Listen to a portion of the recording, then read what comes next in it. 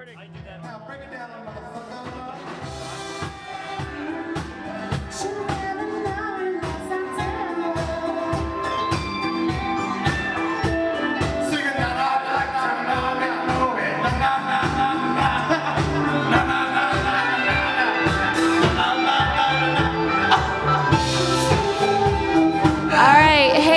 Are currently tuned into the Prairie sessions on CKXU 88.3 FM, Lethbridge's true alternative radio.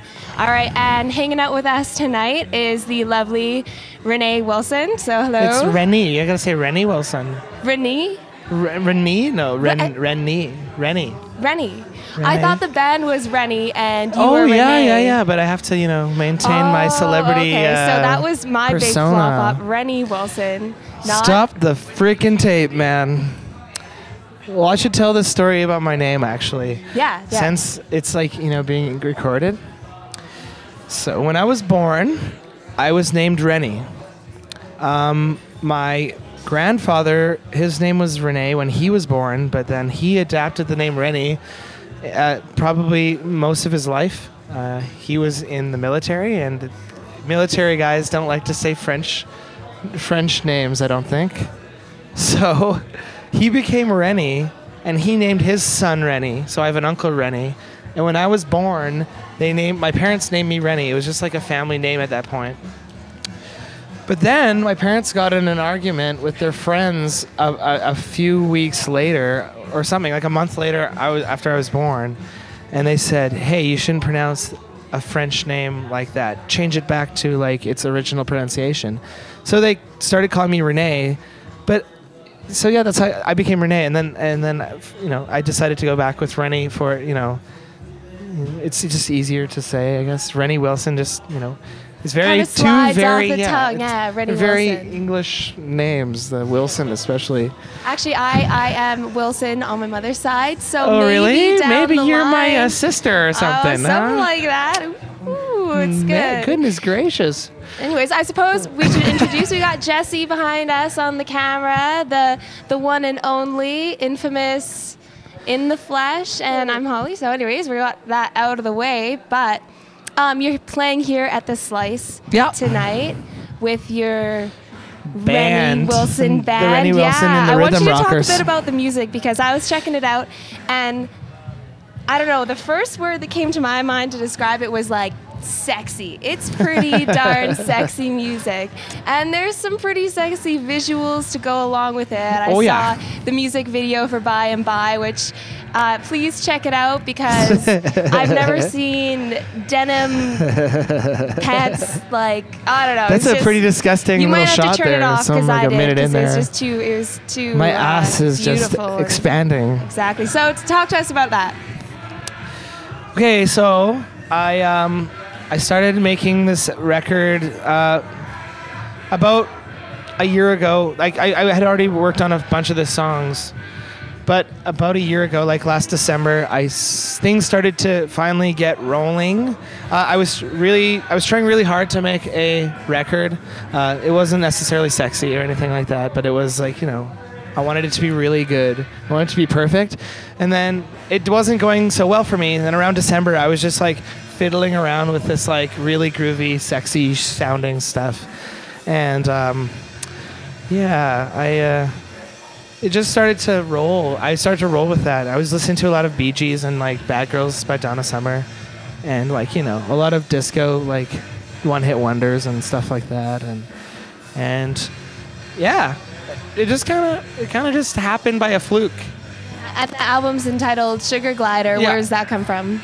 Well, Sugar Glider was what the band used to be called. I used to go under the name Sugar Glider. When I first, I'd recorded a few demos at home, and I needed to put them online under a name. And I watched this creepy YouTube video where this guy dressed up like a sugar glider, which is a flying squirrel. I don't know, a flying squirrel. Okay. Yeah, flying squirrels are really cute, and I had no idea they were called sugar gliders. And I was like, sugar glider? That's a cool word, man. That's the coolest word I've ever heard. And so I was like, I'm going to call my project Sugar Glider. But then after a while, you try to search sugar glider. I mean, this is a very modern problem, like with the internet and everything. But you like try to Google sugar glider, and all you get is like how to take care of your sugar glider pages, like because people buy these things as pets. Apparently, they're really awful as pets too. Like as soon as you touch them, they'll urinate on you. It's just like.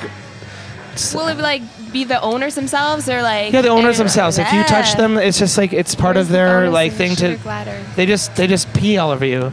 It's maybe it's a way of like showing their affection. It might be. Know. I have no idea, but they bark all night and all this stuff. Anyway, so sugar glider, like anyone who names their band, they get tired of it after a while.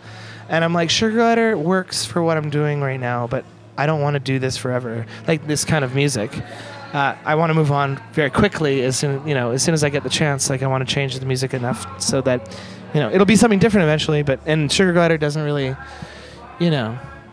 it's like if you were in like, it's like if I called my band like Fluffy or something, or like let's say just sugar glider. I went on to make like heavy metal or something. I guess it'd be pretty funny. Like sugar glider is playing, the metal band. Can I swear in this thing? No? Well, you already did so. I don't even know. Jesse, rules on swearing. I'll talk to the bosses, and if you can't, I'll beep them out. Can we like Beep them out. can we bleep them out though with like Yeah, sugar please. glider, Fluffy? Just like a classic Jerry Springer beep. Or like a uh-oh. I'll put a red X over your mouth, too. Yeah, exactly. That'd be bruh. Yeah. I'm gonna swear so much, give you a lot of work. Anyway, so I didn't like the name Sugar Glider after a while, or I liked it enough to be with this kind of music, but then I thought I had to move on from it, so I decided to name the record Sugar Glider as like a transitional trick. But I don't like the name Sugar Glider for this record either. I don't think it works. But at the same time, it doesn't not work. So whatever. I'm being a little diva about all this. And why don't you think it works? I don't know. I felt like it worked. It does work actually. Sugar Glider. It's like sugary kind of music. I guess it does work. But like since I know so much about Sugar Gliders now that I've like had this name, all I think of when I look at Sugar Glider, I'm like, oh yeah, it's like a flying squirrel themed album. But it's good thing I Googled you by your name and not the album cover. I'm like, or the album title. It's like, oh, it's what a is flying this? squirrel. Like flying squirrels. I would have felt more prepared coming to think of it. But anyways, yeah. So you Googled too? I Google what? I Google all the time. You all Google. We all Google. It's nothing to be ashamed of. Part of of. the fun. All right, so back on to not Google. You are not just a musician, you also produce some music. Yeah. So if you want to talk about that, you recently produced an album. Which one was that again? Jessica. Oh, Jessica's record, yeah. Well, I guess it wasn't too recent, but it is recent enough. I finished that record like, I guess I finished mixing it, oh my God, long ago. And behind the times. It came out Okay, that's still new. But I'd finished working on it 2 years ago. Okay. So 2 Decembers ago is when I finished mixing it, and then it took a really long time to actually like see the light of day.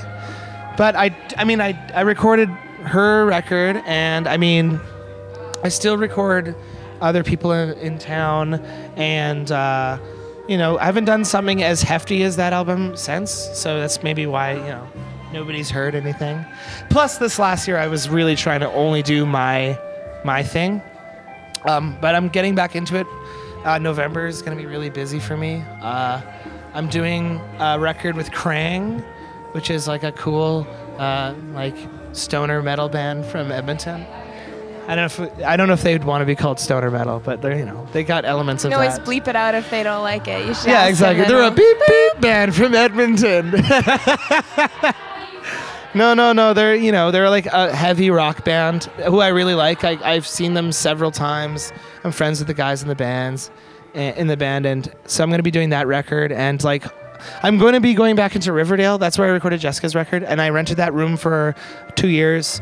It's a recording studio in town, and Scott, who runs the studio, was recently in Lethbridge this last weekend doing a Treeline record at Jesse's place. I had no idea it was at Jesse's place, but this is, which is cool. Farmstead.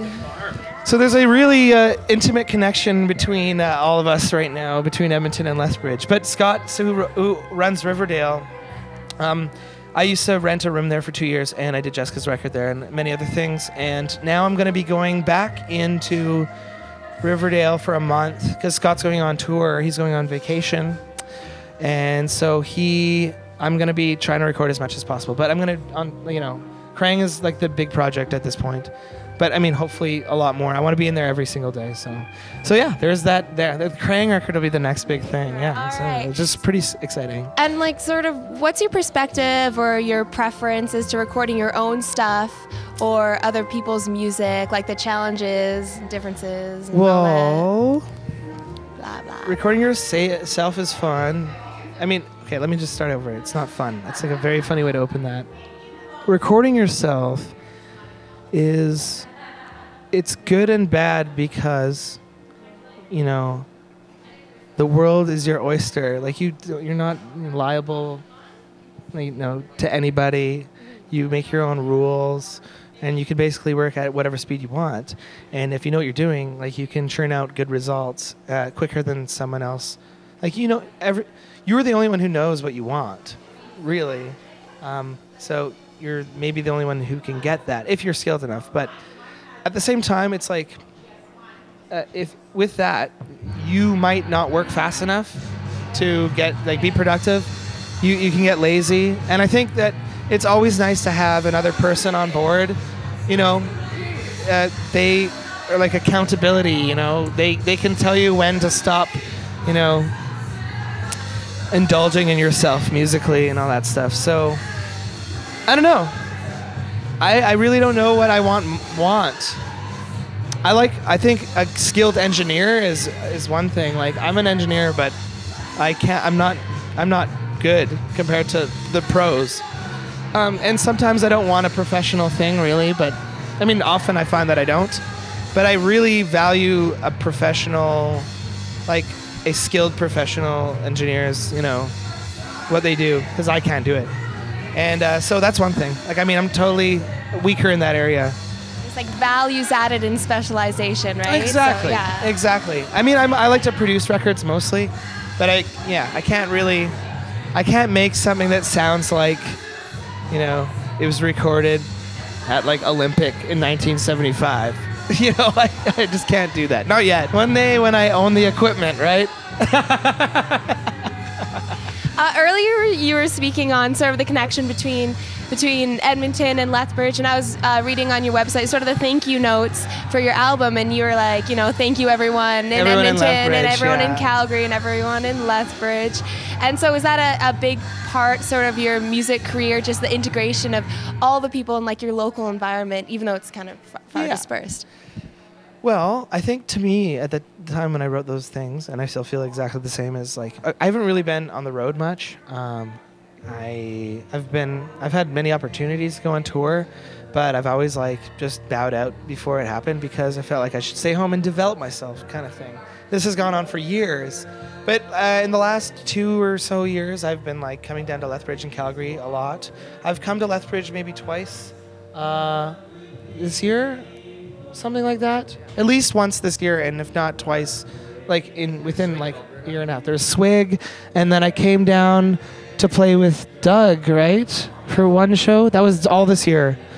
So there was those 2 shows, and I've been to Calgary probably like 12 times this year. And I did not have any experience with going out of town for shows. I'd only ever played in Edmonton. And I was very, very surprised at how like awesome everybody has been in Lethbridge and everybody in Calgary. I actually should have thanked everyone in Saskatoon as well, but I didn't. That just occurred to me right now because there you go. Do it right now. Well, thank you everyone in Saskatoon. I'm gonna when we reprint the record, which I think I'm gonna have to do sometime soon. I'm gonna revise those thank yous and add a few more in there. Hey? There's tons. Okay. All right. So I guess Jesse is actually informing me we are running out of time. Really? Super unfortunately, because oh my goodness. I know how time flies when you're having fun. Woo! Goodness.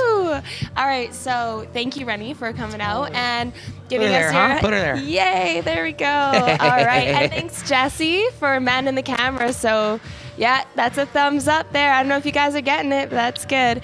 All right, so tune in for the rest of this episode because we're going to have some great music from Renny Wilson. And until then, I'll see you later. Woo!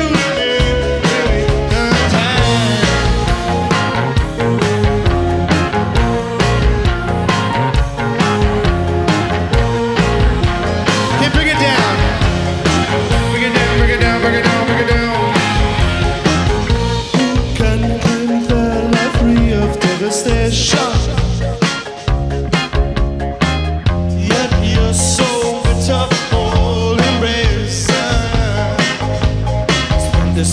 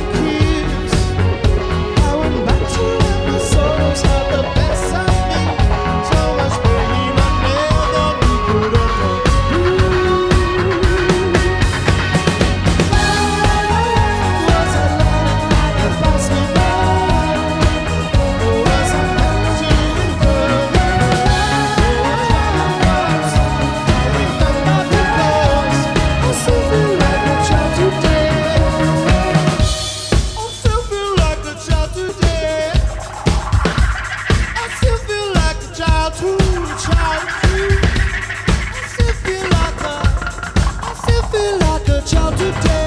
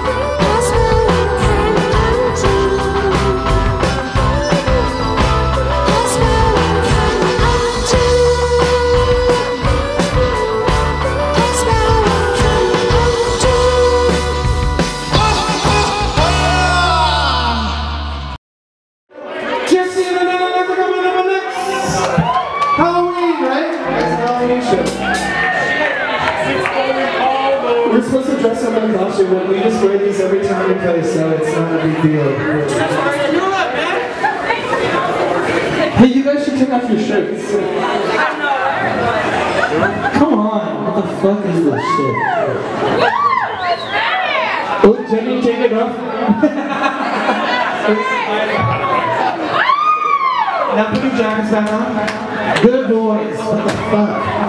I shouldn't have to tell you that. You dropped your Samsung Galaxy.